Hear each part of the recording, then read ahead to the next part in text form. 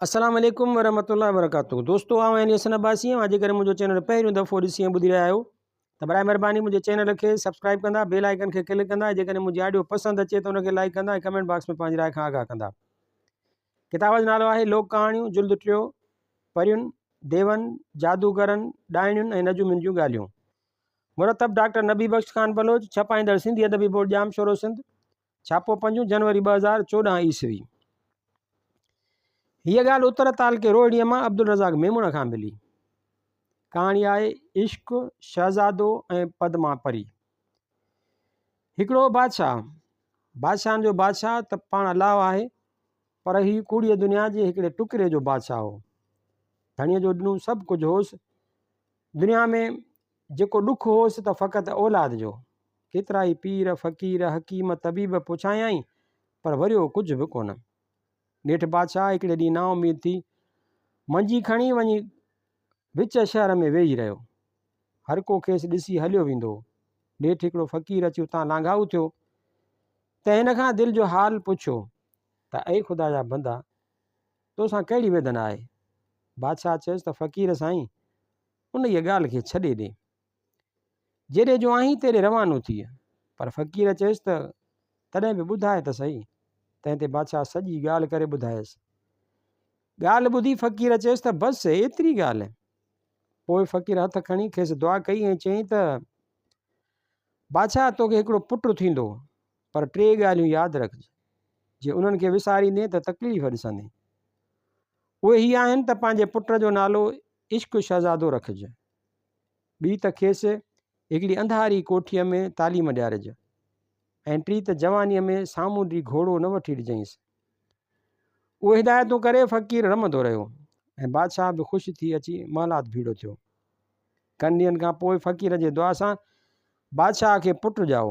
उनजो नालो इश्क शहज़ादो रखियईं ऐं जॾहिं सम्झ भरियो थियो तॾहिं खेसि उस्ताद ॾेई अंधारी कोठीअ में रहायईं, जिते ही पढ़ी क़ाबिल थियो।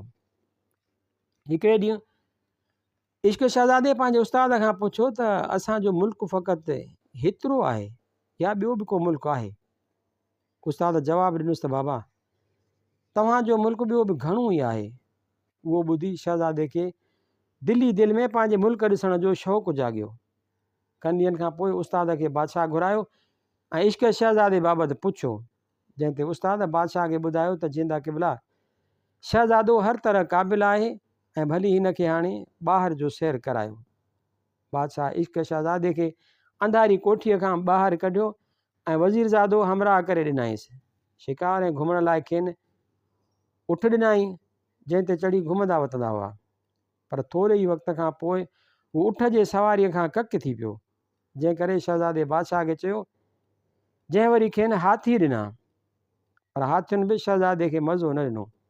तॾहिं वज़ीरज़ादे इश्क शहज़ादे खे चयो त तूं पंहिंजे पीउ खे चओ त असांखे सामूंडी घोड़ा ॾे त मज़े सां सैर शिकार करियूं। उहा सलाह मञी इश्क शहज़ादे पीउ खां सामूंडी घोड़ा घुरिया। बादशाह घणो ई नटायो, छो त फ़क़ीर जी मन हुई, पर शहज़ादे जे ज़िद करे लाचार थी पियो। सो खेसि 2 भला घोड़ा वठी ॾिनई, जंहिं ते ही 2 दोस्त पिया घुमंदा हुआ।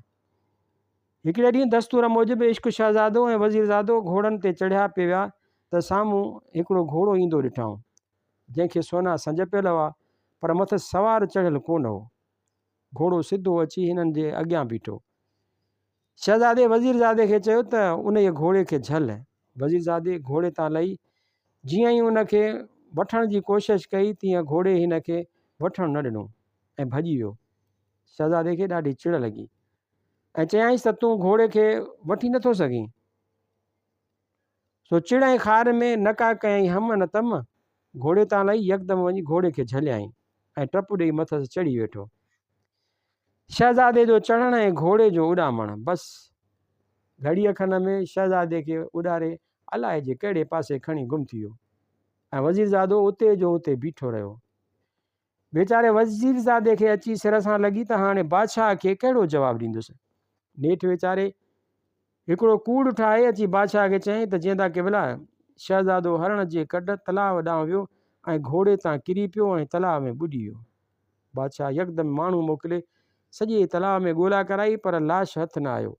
तॾहिं बादशाह वज़ीरज़ादे खे सच ॻाल्हाइण लाइ ज़ोर रखियो।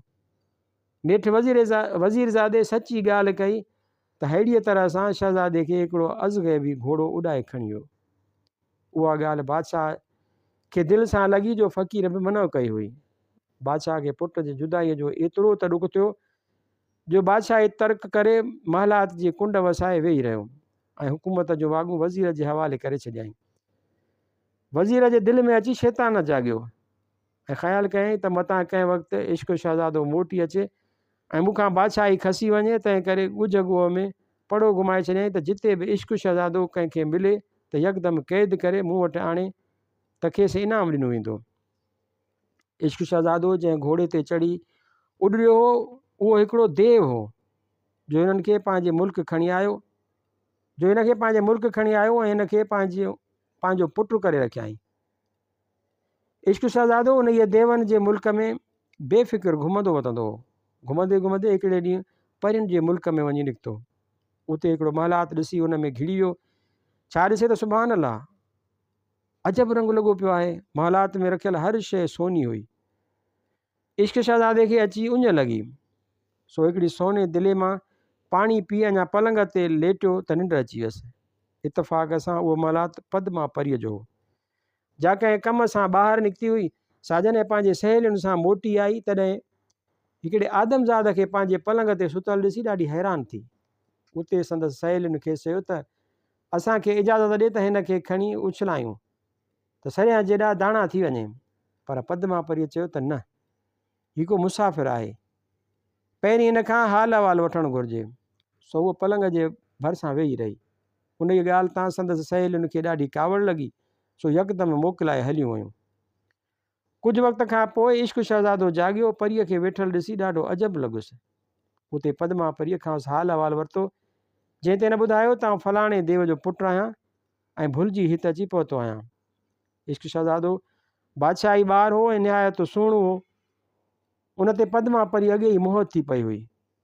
सो ॻाल्हियुनि कंदे ही पाण में अहिड़ा त ठही विया जो हिक ॿिए सां शादी करण जा अंजाम बि करे छॾियऊं। इश्क शहज़ादो पद्मा परीअ खां मोकिलाए पंहिंजे पीउ देव वटि मोटी आयो ऐं उनखे चयईं त मूंखे पद्मा परीअ सां शादी कराए। देव चयो त मूं त कॾहिं पद्मा परीअ जो पाछो बि न ॾिठो आहे, आउं तोखे कीअं वापरणाईंदुसि। तॾहिं शहज़ादे खे चयो त भला जेकॾहिं हूअ हिते अची हाज़िर थिए त पोइ शादी कराईंदे। देव उहा ॻाल्हि क़बूल कई। शहज़ादो वियो सो पद्मा परीअ खे वठी आणे हाज़िर कयईं। तॾहिं देव हिन ॿिन्हिनि जी शादी कराई ऐं ॿई मज़े सां ज़िंदगी गुज़ारींदा रहिया। हिकिड़े ॾींहुं इश्क शहज़ादे देव खां पंहिंजे वतन वञण जी इजाज़त घुरी। देव हिन खे मोकल ॾिनी ऐं पिणु हिकिड़ो ॿेड़ो तयारु कराए ॾिनो, जंहिंमें सवार थी इश्क शहज़ादो ऐं पद्मा परी पंहिंजे वतन में अची पहुता। इश्क शहज़ादे मीरबर खे चयो त अमीं हिते तरसो त मां पंहिंजे ॻोठ मां वाह सवाह वठी अचां। पद्मा परीअ जी पारत करे हुनखे मीरबर जे हवाले करे ॻोठ वियो। माण्हुनि जो इश्क शहज़ादो ॾिठो त यकदमि वञी वज़ीर खे ख़बर कई, जंहिं हिन खे गिरफ़्तार कराए पाण वटि क़ैद करे छॾियो। होॾां मीरबर ॾिठो त इश्क शहज़ादो कोन मोटियो, तंहिं करे हिन खे पद्मा परीअ जे हथु करण जी नियत थी ऐं साणसि गुस्ताखी करणु लॻो। जंहिं ते पद्मा परीअ मीरबर खे हिकिड़ी चमाट वहाए कढी ऐं चयाईंसि त इश्क शहज़ादो अचे त उनखे चइजांइ त मूंखे कंधार मुल्क में अची मिले। ईअं चई उॾरी हली वई। होॾां कनि ॾींहंनि खां पोइ इश्क शहज़ादो कंहिं नमूने सां वज़ीर जे क़ैद मां जिंदु छॾाए बंदर ते आयो ऐं मीरबर खे हेकिलो ॾिसी पद्मा परीअ जी पुछा कयईं। मीरबर चयो त उहो पंहिंजे अबे ॾाॾे जे वतन हली वई। इश्क शहज़ादो उहा ई ॿेड़ो वापसि करे साॻे देव पीउ वटि आयो ऐं कंधार मुल्क जो ॾस पतो पुछाईं। देव चयो त मूंखे ख़बर कान्हे, बाक़ी मुंहिंजो भाउ अॻितो रहे थो, उनखे ख़बर हूंदी। इश्क शहज़ादो देव जे ॾस पते ते ॿिए देव वटि पहुतो, उनखे मामा मां करे राज़ी कयईं। उन बि चयो त मूंखे ख़बर कान्हे, बाक़ी अॻियां असांजी वॾी भेण रहे थी, उहा ज़रूरु ख़बर ॾेई सघंदी। इश्क शहज़ादो नेठि उन वटि आयो ऐं मासी मासी चई खेसि राज़ी कयईं ऐं कंधार जो पतो पुछियईंसि। उन औरत न रुॻो पतो ॾिनो पर राज़ी थी खेसि अहिड़ी ग़ाइबु टोपी बि ॾिनी हिकिड़ी ग़ाइब टोपी बि ॾिनी। होॾां पद्मा परी हिकिड़े भूत सां मङियल हुई ऐं पद्मा परीअ पंहिंजी हिकिड़ी साहेड़ी लाल खटियाणीअ सां अंजाम कयो हो त उहा कॾहिं बि शादी कान कंदी। पर जॾहिं पद्मा परीअ जे इश्क शहज़ादे सां शादीअ जी ॻाल्हि हली त माण्हुनि वञी हिन जे पीउ जा कन भरिया त पद्मा आदमज़ाद सां शादी कई आहे। सो जॾहिं पद्मा परी पंहिंजे पीउ वटि वापसि आई त हिन 7 कोठियुनि में बंदि करायसि। पद्मा परीअ खे राति ॾींहुं इश्क शहज़ादो यादि हो। सो न खाईंदी हुई न पीअंदी हुई। बानी रोज़ानो कोठी अंदरि मानी ॾेई वेंदी हुयसि, पर उहा हिकिड़ी जारे में रखी वेंदी हुई। शहज़ादो बि जबल झागींदो अची कंधार मुल्क में पहुतो। हिन ॾिठो त शहर जे ॿाहिरां खूह ते के परियूं बीठियूं आहिनि, जिन पाण में ॻाल्हि ॿोल पे कई त पद्मा परी अहिड़ी ख़राबु थी आहे जो आदमज़ाद जे कारण पाण खे कोठियुनि में बंदि करायो अथसि ऐं खाइण पीअण बंदि करे छॾियो अथसि। कन चयो त हलो त हली उन जो हाल ॾिसूं। उहा गुफ़्तगू ॿुधी इश्क शहज़ादो उन्हनि परियुनि जे पुठियां हलणु लॻो। हिन खे ग़ाइब टोपी मथे में पियल हुई, जंहिं करे हिन खे को बि ॾिसी न सघियो। उहो औरतुनि जे पुठियां हली अची महल में पहुतो। हिकु कुंड पासो ॾेई वेही रहियो। मानीअ जे वक़्तु जॾहिं बानी मानी खणी आई ऐं दरवाज़ो लाहे अंदरि वई त इश्क शहज़ादो बि उन जे पुठियां वियो ऐं अंदरि वञी पासो वठी वेही रहियो। बानी मानी ॾेई मोटी वई ऐं दरवाज़ो बंदि कंदी वई। पद्मा परी मानी कान खाधी ऐं थधी आह भरे चयईं त इश्क शहज़ादा कॾहिं मिलंदे। इश्क शहज़ादो जो उते मौजूदु हो तंहिं चयो त इझो आउं हाज़िर आहियां। पोइ ग़ाइब टोपी लाथाईं त सॼी जाइ रोशन थी वई। ॿई पाण में मिली ख़ुशि थिया। उहा मानी खाधाऊं, पर जारे में सुका टुकर पिया हुआ, से बि खाई छॾियऊं। ॿिए वक़्त ते बानी जॾहिं मानी खणी आई त पद्मा परी हिन खे 2-3 चहबुक वाहे कढिया। चए हेतिरी मानी मुंहिंजे लाइ आंदी अथई। बानीअ पद्मा परीअ जे रुख मां सही कयो त हिन खे यार मिलियो आहे जंहिंजे ख़ुशीअ में आहे। सो हिन सिधो वञी पद्मा परीअ जे पीउ खे चयो त इश्क शहज़ादो पद्मा परीअ वटि पहुची वियो आहे। परीअ जे पीउ एतबार न पियो करे। चए 7 कोठियुनि में बंदि पई आहे, तंहिं वटि इश्क शहज़ादो कीअं ईंदो। बानीअ ज़िद कयो त इश्क शहज़ादो ज़रूरु पद्मा परीअ वटि पहुतो आहे, अवी रूबरू हली ॾिसो। पद्मा परीअ जो पीउ उते आयो जिते उहा बंदि हुई। हिन खां इश्क शहज़ादे लाइ पुछाईं। हिन जी सिक ऐं क़ुर्बानी ॾिसी नरम नमूने में पिणसि चयो त जेकॾहिं इश्क शहज़ादो तो वटि आयो आहे त तूं सची ॻाल्हि कर त हिन सां तुंहिंजी शादी करायूं। पद्मा परी वरंदी ॾिनी त न, अवी हुनखे माराए छॾींदा। जॾहिं पिणसि हज़रत सुलेमान जो कसम खणी ख़ातिरी ॾिनी तॾहिं पद्मा परी इश्क शहज़ादे खे ज़ाहिर थियण लाइ चयो। शहज़ादे जॾहिं टोपी लाथी त कोठी रोशन थी वई। पद्मा परीअ जो पीउ इश्क शहज़ादे जी सूंहं ॾिसी हैरान थी वियो ऐं यकदमि चयईं त मूं पंहिंजी धीअ पद्मा परी इश्क शहज़ादे खे ॾिनी। पोइ ॿीहर ॿिन्हिनि जी शादी कराए उहो सोनू महल रहण लाइ बख़्शे छॾियो जिते संदन पहिरीं मुलाक़ात थी हुई। शहज़ादे खां पोइ पद्मा परीअ जो अॻियूं मंगेदो भूत ऐं साहेड़ी लाल खटियाणी संदन दुश्मन थी पिया। उन्हनि मां भूत खे त पद्मा परी जादू करे पोपट बणाए पलंग जे पाए सां ॿधी छॾियो। पद्मा खे पंहिंजे उस्ताद जो हुकुम हो त हफ़्ते में 1 दफ़ो संदसि महफ़िल में ॻाइण लाइ ईंदी कर। सो हिकिड़े ॾींहुं जॾहिं ओॾां थिए वई तॾहिं इश्क शहज़ादे खे होशियारु कयईं त हीउ पोपट कॾहिं बि उतां न छोड़जांइ। जेकॾहिं छोड़ींदे त तुंहिंजी मुंहिंजी हयाती ख़तमु करे छॾींदो। ईअं चई उहा वेंदी रही। पुठियां पोपट इश्क शहज़ादे खे मिनतूं इलाज करणु शुरू कया। तव्हांजो अलाह जा नाला ऐं कसम विधाई। इश्क शहज़ादे खे बादशाही गुरूर हो, तंहिं दिलि में चयो त जीतामड़ो छा कंदो। सो नेठि हिन पोपट खे छोड़ियो त उहो यकदमि भूत बणिजी पियो ऐं इश्क शहज़ादे खे चंबनि में खणी वठी आसमान ॾांहुं उॾाणो। उन वक़्तु पद्मा परी बि सहेलियुनि समेत वापसि पे आई। तंहिंजी नज़र भूत ते पइजी वई त उहो इश्क खे खयों पियो वञे। सहेलियुनि सां सलाह कयईं त अवी हेठि बीहो त मां थी वञी भूत खे पेरनि में चुंडड़ियूं पायां त मन हुन जे चुंबनि मां इश्क शहज़ादो वञे ऐं पोइ अवी हेठां झटे वठिजो। पर सहेलियुनि उहा ॻाल्हि क़बूल न कई ऐं चयाऊंसि त असीं वञी थियूं भूत खां इश्क शहज़ादो छॾायूं ऐं तूं हेठि उनखे झटे वठिजे। ईअं चई सहेलियुनि वञी भूत सां लड़ाई कई ऐं पद्मा परी हेठि ख़बरदार थी बीह रही। निष्ठ इश्क जे किरण ते हिन खे झटे वरिताई, पर हिन ते ॾाढी कावड़ हुयसि जो संदसि चवण बरख़िलाफ़ पोपट खे छोड़ियो आहे। तंहिं करे हिन खे कंहिं घाटे झंग में फिटो करे पाण पंहिंजे महलात ॾांहुं मोटी आई। उन जंगल में इश्क जा सभु कपिड़ा फाटी विया ऐं ॾुखनि बुखनि हिन खे दीवानू करे छॾियो। ड्रब ऐं वणनि जा पन खाईंदो पियो हलियो त हिकु ॾींहुं उहो देव जेको संदसि पीउ थियो ओचितो अची उतां लंघियो ऐं जंहिंजी नज़र इश्क शहज़ादे ते पइजी वई। हेठि लही अची हिन खे खयाई ऐं अची पंहिंजी जाइ ते पहुता ऐं हिन खां हाल अहिवाल पुछाई। हिन सारो हाल बयानु करे ॿुधायुसि त भूत खां छॾाए पद्मा मूंखे उते उछलायो हो। इश्क शहज़ादो साॻिए देव पीउ वटि रहियो। हिकु ॾींहुं हुनखे अर्ज़ु कयाई त मुंहिंजी शादी कराए। हिन जो मतिलबु हो त मूंखे ज़रूरु पद्मा परी मिलाईंदो, पर देव चयुसि त लाल खटराणीअ सां शादी करी त उहा तोखे परणायां, उहो तोखे फ़क़ति मानी पचाए पई ॾींदी। इश्क शहज़ादे उहा ॻाल्हि बि क़बूलु कई, जंहिं ते हिन जी शादी लाल खटराणीअ सां थी। लाल खटराणी मानी ठाहे तयारु करे इश्क शहज़ादे खे खाराए पियारे पंहिंजे उस्ताद वटि राग नाच लाइ हली वेंदी हुई। हिकिड़े ॾींहुं जीअं लाल खटराणी निकिती तीअं इश्क बि हिन जी पुठि वरिती ऐं वञी ॾिठाई त हिकिड़ो बण जो वणु आहे, उन ते चढ़ी वेठी ऐं उहो वणु खेसि खणी उॾाणो। उहो तमाशो ॾिसी इश्क शहज़ादो मोटी अची पंहिंजे घर वेठो। ॿिए ॾींहुं ग़ाइब टोपी पाए लाल खटराणी जे वञण खां अॻु ई उन वण ते चढ़ी वञी वेठो। थोरे ई वक़्त खां पोइ हूअ बि आई ऐं बण ते चढ़ी वेठी त बण वठी उॾाणो ऐं अची परियुनि जे मुल्क में दरिया जे किनारे ते लथो।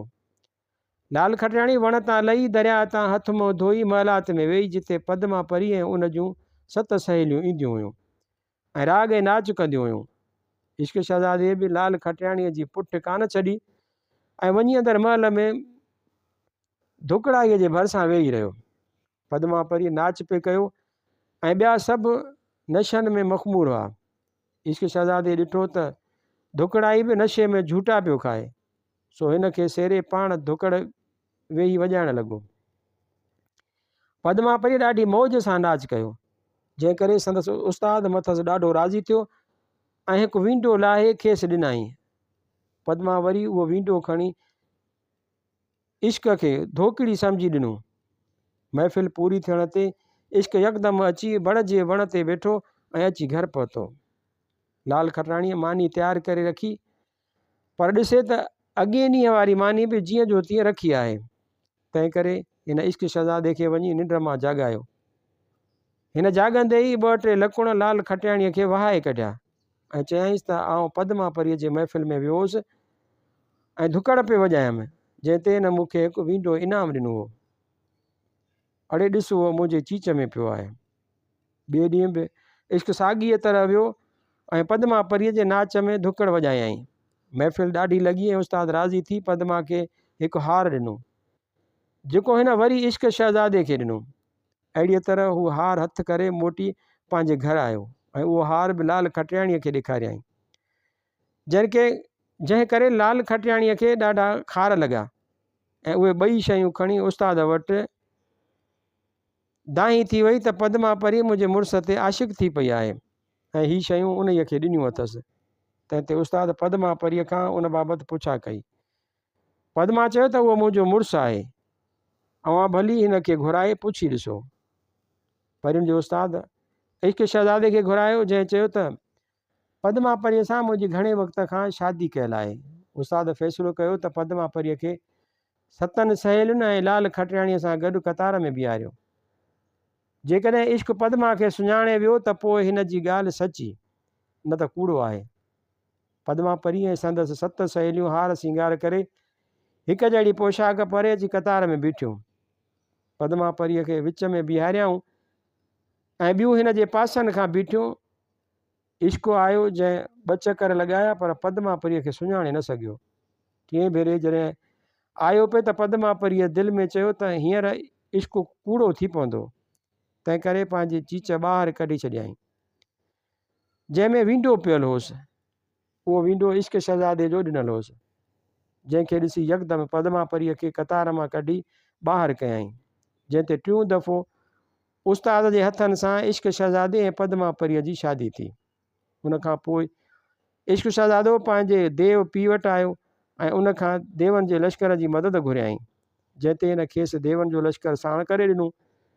इश्क शहज़ादो देवनि जे लश्कर ऐं पद्मापरीअ समेत पंहिंजे मुल्क में आयो ऐं वज़ीर सां जंग कयाईं। देवनि जे लश्कर वज़ीर जे लश्कर खे मारे मात कयो ऐं वज़ीर खे क़ैद कयाईं। उन खां पोइ इश्क शहज़ादो पंहिंजे पीउ माउ सां मिलियो, जे हिन जे फिराक में रोई रोई अंधा थी पिया हुआ। उन्हनि जो इश्क खे ॾिठो त अलाह ताला जी कुदरत सां हिननि जूं अखियूं सॼियूं थियूं ऐं सभु हिक ॿिए सां मिली ख़ुशि थी रहण लॻा। ख़्याल जोड़ो मेड़ो जुमिले जहान जो थिए।